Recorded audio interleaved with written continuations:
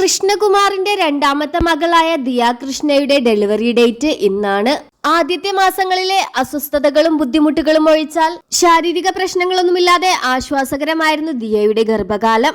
ഇപ്പോഴിതാ 9.5 മാസത്തോളം നീണ്ട കാത്തിരിപ്പിനൊടുവിൽ ദിയ തന്റെ കുഞ്ഞിനെ ഇരു കൈകളിലേക്കും ഏറ്റുവാങ്ങാൻ പോകുന്ന നിമിഷം.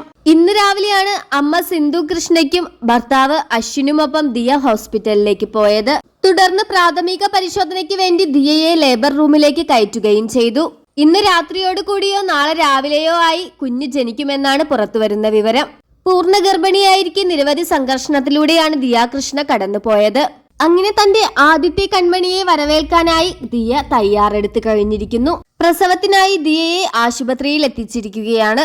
ദിയയുടെ കടയുമായി ബന്ധപ്പെട്ട പ്രശ്നത്തിൽ ആ 3 പെൺകുട്ടികൾ 68 ലക്ഷം രൂപയോളം മോഷ്ടിച്ചു എന്നും ആ 3 പേർക്കും മുൻകൂർ ജാമ്യം നിഷേധിച്ചുകൊണ്ടുള്ള കോടതി വിധി പുറത്തു വന്നതിന് പിന്നാലെയാണ് ദിയ കൃഷ്ണ ആശുപത്രിയിലാണെന്ന വാർത്തയും കൃഷ്ണകുമാർ വെളിപ്പെടുത്തിയത്.